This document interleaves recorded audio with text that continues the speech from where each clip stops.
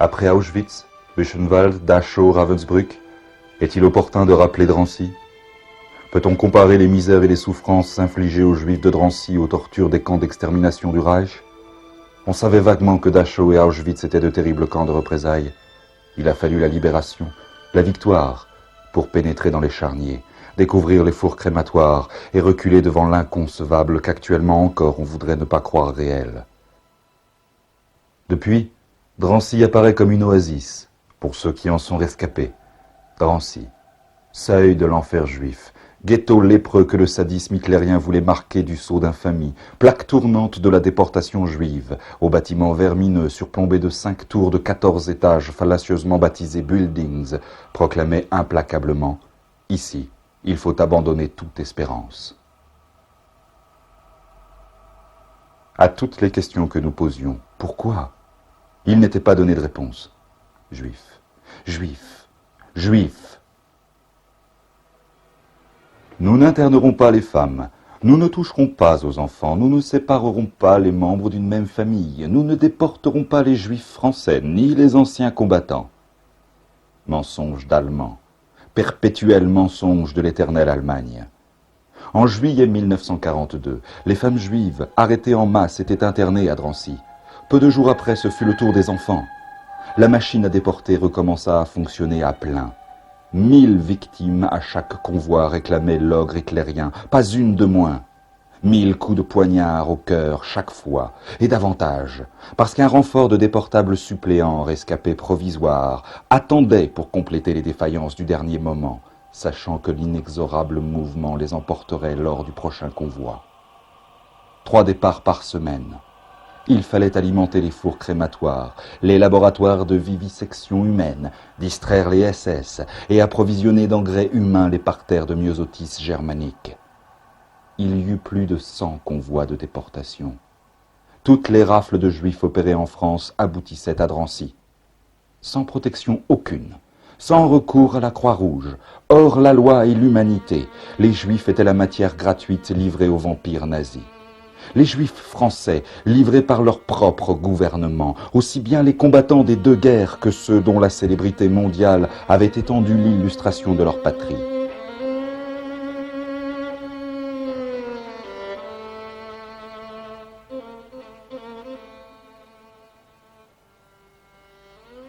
Fort peu nourris et très mal, nous maigrissions d'1 kilogramme par semaine, et notre poids ne dépassait guère 50 kilos.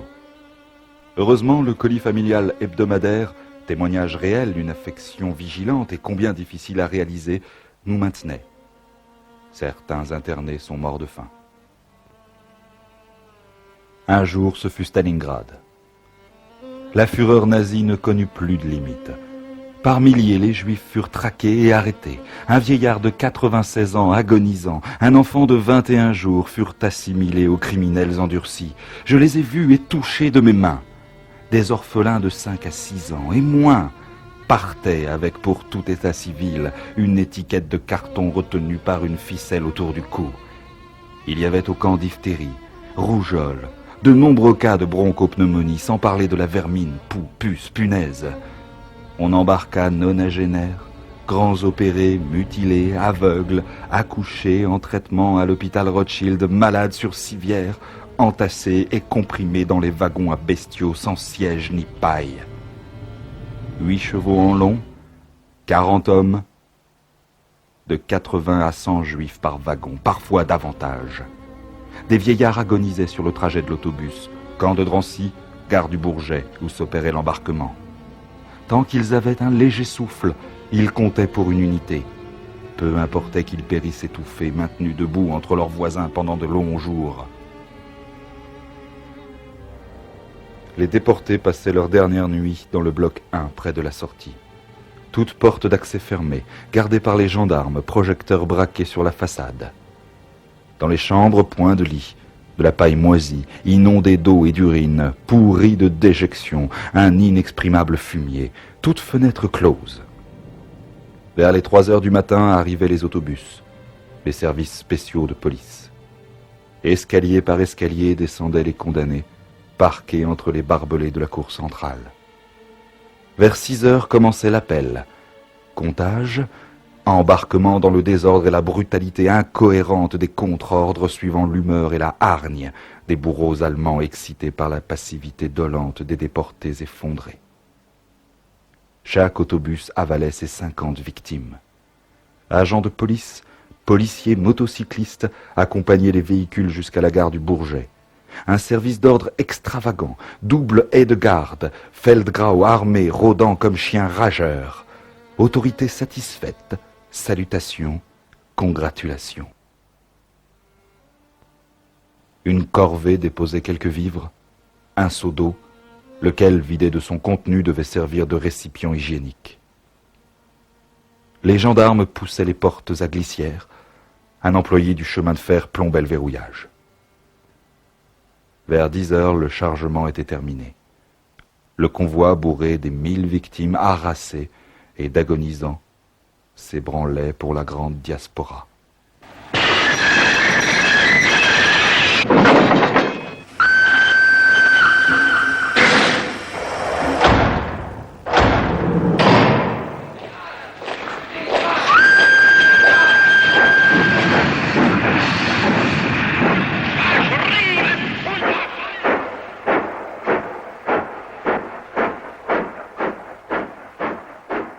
À l'intérieur du camp, les corvées de nettoyage ramassaient les débris. Ceux qui pouvaient encore servir étaient remis au service social. Sans interruption, de nouvelles listes se préparaient. Le même soir, les déportés du convoi suivant étaient désignés. Le lendemain, ils passaient à la fouille et le soir, couchaient dans les escaliers maudits de la déportation, croupissant dans la vermine débordante de ceux qu'ils remplaçaient. Une nuit sur deux, personne ne dormait dans le camp qui tout entier délirait lugubrement.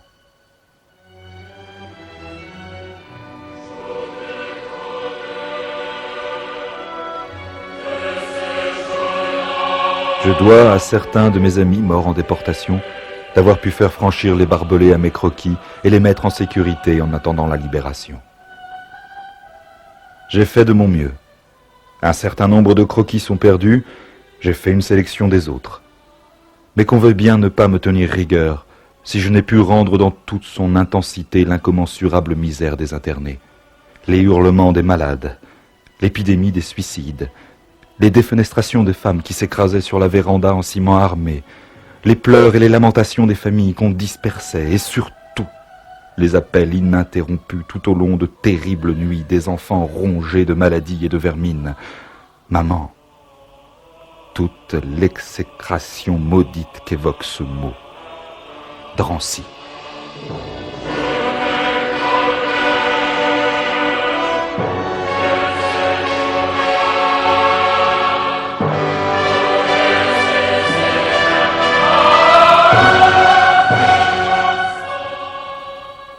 Pourtant, sur toutes ces horreurs se forme une ultime image, celle des déportés emportant une poignée de terre douloureuse du camp, terre de France, et bravant leurs bourreaux d'une sublime et impavide Marseillaise.